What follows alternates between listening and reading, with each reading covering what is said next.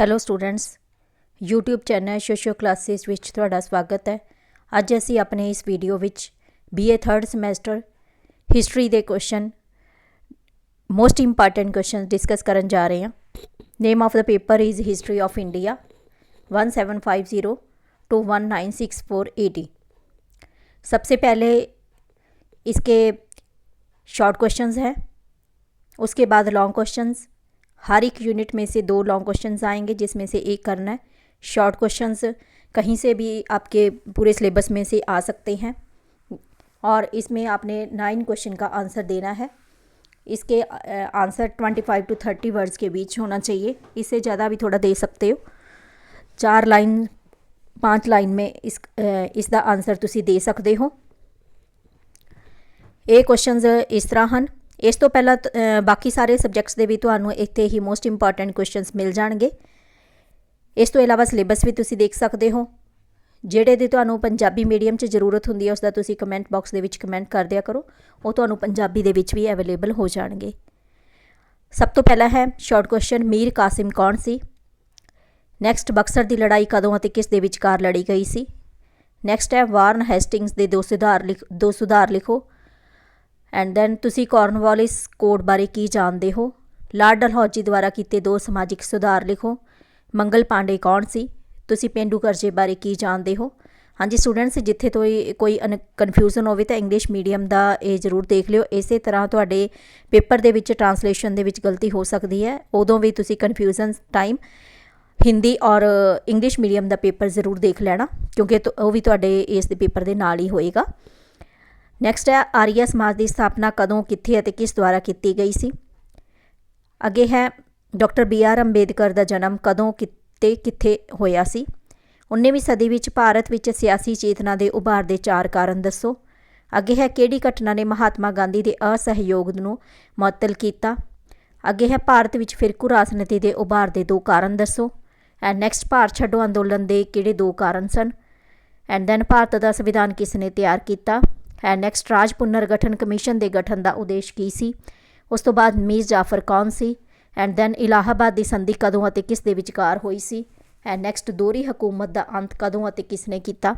And next, ਸਥਾਈ ਬੰਦੋਬਸਤ ਕਦੋਂ ਅਤੇ ਕਿਸ ਦੁਆਰਾ ਸ਼ੁਰੂ ਕੀਤਾ ਗਿਆ ਸੀ। ਬਿਰਸਾ ਮੁੰਡਾ ਕੌਣ ਸੀ। ਬ੍ਰਹਮੋ ਸਮਾਜ ਦੀ ਸਥਾਪਨਾ ਕਦੋਂ ਅਤੇ ਕਿਸ ਨੇ ਕੀਤੀ। ਸੱਤਿਆਸ਼ੋਧਕ ਸਮਾਜ ਦੇ 2 ਸਿਧਾਂਤ ਲਿਖੋ। ਹਿਊਮ ਕੌਣ ਸੀ। ਲਾਰਡ ਕਰਜ਼ਨ ਦੁਆਰਾ ਕਿਹੜੇ ਐਕਟ ਪਾਸ ਕੀਤੇ ਗਏ ਸਨ। ਅਲੀ ਭਰਾ ਕੌਣ ਸਨ। ਡਾਂਡੀ ਮਾਰਚ ਕਦੋਂ ਅਤੇ ਕਿਸ ਨੇ ਸ਼ੁਰੂ ਕੀਤਾ। ਐਂਡ ਨੈਕਸਟ, ਮੁਸਲਿਮ ਲੀਗ ਦੁਆਰਾ ਲਾਹੌਰ ਮਤਾ ਕਦੋਂ ਅਤੇ ਕਿੱਥੇ ਪਾਸ ਕੀਤਾ ਗਿਆ ਸੀ। ਉਸ ਤੋਂ ਬਾਅਦ ਹੈ 1947 ਦੇ ਭਾਰਤੀ ਸੁਤੰਤਰ ਐਕਟ ਦੇ 2 ਉਪਬੰਧ ਲਿਖੋ। ਐਂਡ ਨੈਕਸਟ, ਭਾਰਤੀ ਇਤਿਹਾਸ ਵਿੱਚ 26 ਜਨਵਰੀ ਦਾ ਕੀ ਮਹੱਤਵ ਹੈ। ਅੱਗੇ ਹੈ ਅਲੀਵਰਦੀ ਖਾਨ ਕੌਣ ਸੀ। ਮੀਰ ਕਾਸਿਮ ਕੌਣ ਸੀ। ਰਈਅਤਵਾੜੀ ਪ੍ਰਣਾਲੀ ਕੀ ਸੀ। ਭਾਰਤ ਦਾ ਪਹਿਲਾ ਗਵਰਨਰ ਜਨਰਲ ਕੌਣ ਸੀ। ਭਾਰਤ ਵਿੱਚ ਸਤੀ ਪ੍ਰਥਾ ਨੂੰ ਕਿਸ ਨੇ ਖਤਮ ਕੀਤਾ। ਐਂਡ ਨੈਕਸਟ, ਭਾਰਤ ਵਿੱਚ ਪਹਿਲੀ ਰੇਲਵੇ ਲਾਈਨ ਕਦੋਂ ਵਿਛਾਈ ਗਈ ਸੀ। ਭਾਰਤ ਵਿੱਚ ਮੁਗਲ ਬਾਦਸ਼ਾਹ ਦਾ ਆਖਰੀ ਰਾਜਾ ਕੌਣ ਸੀ। ਪੇਂਡੂ ਕਰਜ਼ੇ ਦੇ 2 ਕਾਰਨ ਕੀ ਹਨ। ਦੌਲਤ ਦੀ ਨਿਕਾਸੀ ਤੋਂ ਤੁਹਾਡਾ ਕੀ ਮਤਲਬ ਹੈ। ਮੁਸਲਿਮ ਲੀਗ ਦੀ ਸਥਾਪਨਾ ਕਿਸ ਨੇ ਕੀਤੀ। ਤੁਸੀਂ ਸਵਦੇਸ਼ੀ ਅਤੇ ਬਾਈਕਾਟ ਬਾਰੇ ਕੀ ਜਾਣਦੇ ਹੋ। ਵੰਦੇ ਮਾਤਰਮ ਕਿਸ ਨੇ ਲਿਖਿਆ। ਐਂਡ ਨੈਕਸਟ, ਕੈਬਨਿਟ ਮਿਸ਼ਨ ਕੀ ਸੀ। ਭਾਰਤੀ ਸੰਵਿਧਾਨ ਕਦੋਂ ਲਾਗੂ ਹੋਇਆ। ਸਿਰਾਜੂ ਦੌਲਾ ਕੌਣ ਸੀ। ਤੁਸੀਂ ਕਾਰਨਵਾਲਿਸ ਕੋਡ ਬਾਰੇ ਕੀ ਜਾਣਦੇ ਹੋ। ਇਹ ਰਿਪੀਟ ਹੋਇਆ ਕੁਐਸਚਨ। ਤੁਸੀਂ ਪੇਂਡੂ ਕਰਜ਼ੇ ਬਾਰੇ ਕੀ ਜਾਣਦੇ ਹੋ। ਇਹ ਵੀ ਰਿਪੀਟ ਹੈ। ਈਸ਼ਵਰ ਚੰਦਰ ਵਿਦਿਆ ਸਾਗਰ ਕੌਣ ਸੀ। ਗਾਂਧੀ ਅਨੁਸਾਰ ਹਰੀਜਨ ਕੀ ਹੈ। ਬੰਗਾਲ ਦੀ ਵੰਡ ਕਦੋਂ ਅਤੇ ਕਿਉਂ ਹੋਈ। ਅਬਦੁਲ ਗਫਾਰ ਖਾਨ ਕੌਣ ਸੀ। ਐਂਡ ਨੈਕਸਟ, ਫਿਰਕੂ ਪੁਰਸਕਾਰ ਕੀ ਸੀ। ਮੁਸਲਿਮ ਲੀਗ ਦੀ ਸਥਾਪਨਾ ਕਦੋਂ ਅਤੇ ਕਿਉਂ ਹੋਈ। ਵੰਡੋ ਅਤੇ ਛੱਡੋ ਤੋਂ ਤੁਹਾਡਾ ਕੀ ਮਤਲਬ ਹੈ। ਭਾਰਤ ਦੀ ਵੰਡ ਲਈ ਜ਼ਿੰਮੇਵਾਰ 2 ਕਾਰਨ ਲਿਖੋ। ਡਰਾਫਟ ਕਮੇਟੀ ਦਾ ਚੇਅਰਮੈਨ ਕੌਣ ਸੀ। ਭਾਰਤੀ ਸੰਵਿਧਾਨ ਕਦੋਂ ਲਾਗੂ ਹੋਇਆ। ਐਂਡ ਨੈਕਸਟ, ਸਥਾਈ ਬੰਦੋਬਸਤ ਕਦੋਂ ਅਤੇ ਕਿਸ ਦੁਆਰਾ ਸ਼ੁਰੂ ਕੀਤਾ ਗਿਆ ਸੀ। ਐਂਡ ਦੈਨ 1857 ਦੇ ਵਿਦਰੋਹ ਦੇ ਕਿਸੇ 4 ਪ੍ਰਮੁੱਖ ਨੇਤਾਵਾਂ ਦੇ ਨਾਮ ਦੱਸੋ। ਸਤੀ ਪ੍ਰਥਾ ਨੂੰ ਕਿਸ ਨੇ ਅਤੇ ਕਦੋਂ ਖਤਮ ਕੀਤਾ। ਲੈਪਸ ਦੀ ਪਾਲਿਸੀ ਨਾਲ ਜੁੜੇ 4 ਰਾਜਾਂ ਦੇ ਨਾਮ ਲਿਖੋ। ਆਰਥਿਕ ਡਰੇਨ ਤੋਂ ਤੁਹਾਡਾ ਕੀ ਮਤਲਬ ਹੈ। ਬ੍ਰਹਮੋ ਸਮਾਜ ਦੀ ਸਥਾਪਨਾ ਕਦੋਂ ਅਤੇ ਕਿਸ ਦੁਆਰਾ ਕੀਤੀ ਗਈ ਸੀ। ਸਵਾਮੀ ਦਯਾਨੰਦ ਦੁਆਰਾ ਲਿਖੀ ਗਈ ਕਿਤਾਬ ਦਾ ਨਾਮ ਲਿਖੋ। ਇੰਡੀਅਨ ਨੈਸ਼ਨਲ ਕਾਂਗਰਸ ਵਿੱਚ ਮੱਧਮ ਅਤੇ ਕੱਟੜਪੰਥੀ ਕਦੋਂ ਅਤੇ ਕਿਸ ਦੇ ਯਤਨਾਂ ਨਾਲ ਇਕਜੁੱਟ ਹੋਏ। ਅਤੇ ਨੈਕਸਟ ਹੈ ਲਖਨਊ ਸਮਝੌਤਾ ਤੇ ਕਦੋਂ ਅਤੇ ਕਿਸ ਰਾਜਨੀਤਿਕ ਪਾਰਟੀਆਂ ਵਿਚਕਾਰ ਦਸਤਖਤ ਕੀਤੇ ਗਏ ਸਨ। ਮੁਹੰਮਦ ਅਲੀ ਜਿਨਾਹ ਕੌਣ ਸੀ। ਮਹਾਤਮਾ ਗਾਂਧੀ ਨੇ ਕਦੋਂ ਅਤੇ ਕਿਸ ਗੋਲ ਮੇਜ਼ ਕਾਨਫਰੰਸ ਵਿੱਚ ਭਾਗ ਲਿਆ ਸੀ।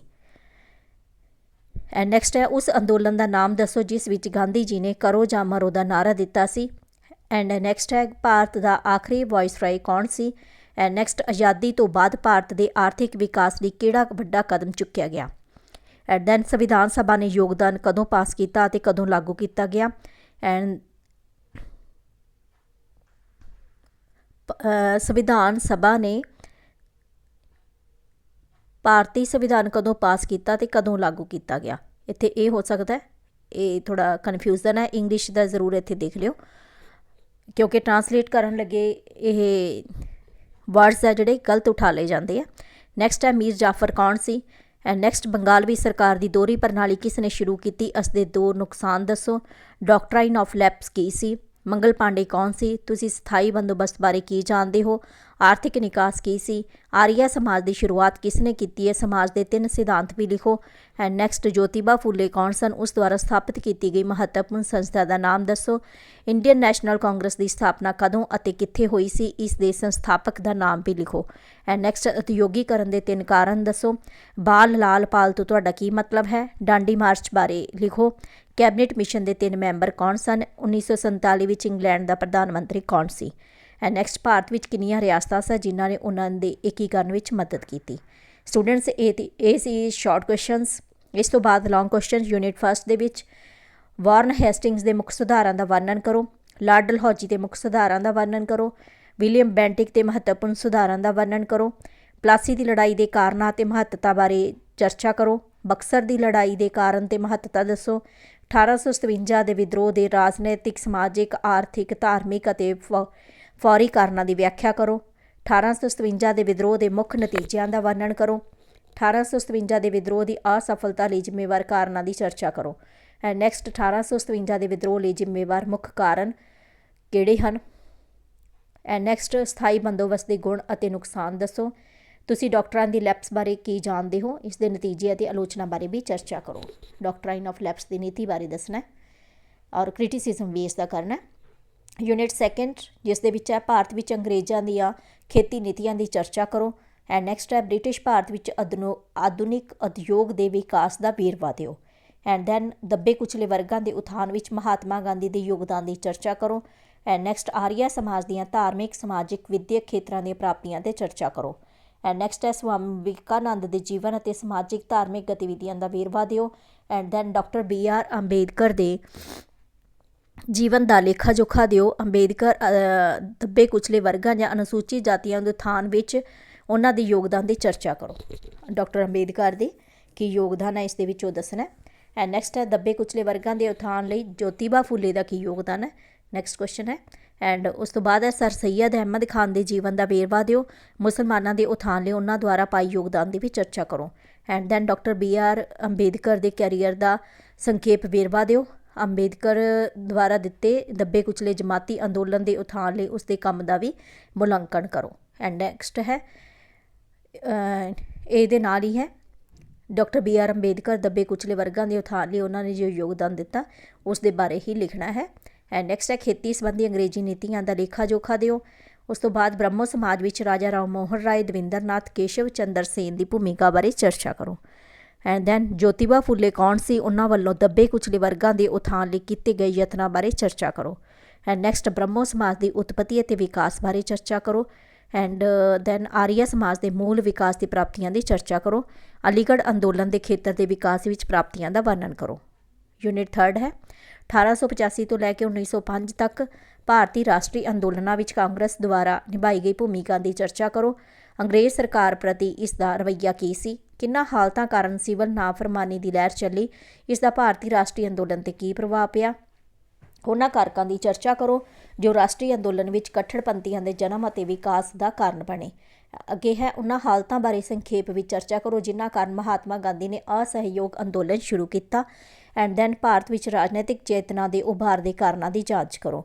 ਉਸ ਤੋਂ ਬਾਅਦ ਸਿਵਲ ਨਾਫਰਮਾਨੀ ਅੰਦੋਲਨ ਦੇ ਵੱਖ-ਵੱਖ ਪੜਾਵਾਂ ਦਾ ਵਰਣਨ ਕਰੋ ਅਤੇ ਭਾਰਤੀ ਰਾਜਨੀਤੀ ਦੇ ਪ੍ਰਭਾਵ ਦੀ ਵੀ ਚਰਚਾ ਕਰੋ, ਜਾਂਚ ਕਰੋ। ਭਾਰਤ ਵਿੱਚ ਸਿਵਲ ਨਾਫਰਮਾਨੀ ਅੰਦੋਲਨ ਉੱਤੇ ਨੋਟ ਲਿਖੋ। ਐਂਡ ਨੈਕਸਟ ਅਸਹਿਯੋਗ ਅੰਦੋਲਨ, ਇਸ ਦੇ ਪ੍ਰਭਾਵ ਵੱਲ ਅਗਵਾਈ ਕਰਨ ਵਾਲੀਆਂ ਸਥਿਤੀਆਂ ਦਾ ਵਰਣਨ ਕਰੋ। ਐਂਡ ਨੈਕਸਟ ਭਾਰਤ ਦੇ ਰਾਸ਼ਟਰੀ ਅੰਦੋਲਨ ਵਿੱਚ ਫਿਰਕੂ ਰਾਜਨੀਤੀ ਦੇ ਵਾਧੇ ਲਈ ਜ਼ਿੰਮੇਵਾਰ ਕਾਰਕ ਦੱਸੋ। ਉਸ ਤੋਂ ਬਾਅਦ 1905 ਤੱਕ ਭਾਰਤੀ ਰਾਸ਼ਟਰੀ ਕਾਂਗਰਸ ਦੇ ਪ੍ਰੋਗਰਾਮ ਅਤੇ ਤਰੀਕਿਆਂ ਦੀ ਚਰਚਾ ਕਰੋ। 1885 ਤੋਂ 1905 ਤੱਕ ਭਾਰਤੀ ਰਾਸ਼ਟਰੀ ਕਾਂਗਰਸ ਦੇ ਉਦੇਸ਼ਾਂ, ਤਰੀਕਿਆਂ ਤੇ ਪ੍ਰਾਪਤੀਆਂ ਦੀ ਚਰਚਾ ਕਰੋ। ਐਂਡ ਯੂਨਿਟ 4th ਜਿਸ ਦੇ ਵਿੱਚ ਇੱਕ ਲੌਂਗ ਕੁਐਸਚਨ ਹੋਏਗਾ, ਨਾਲ ਮੈਪ ਦਾ ਕੁਐਸਚਨ ਹੋਏਗਾ।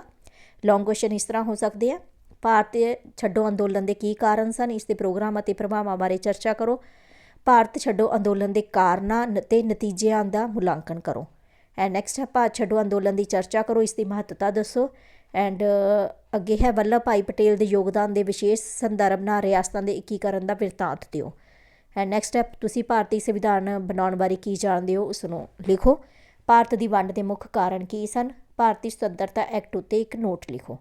ਇਹ ਸੀ ਲੌਂਗ ਕੁਐਸਚਨਸ।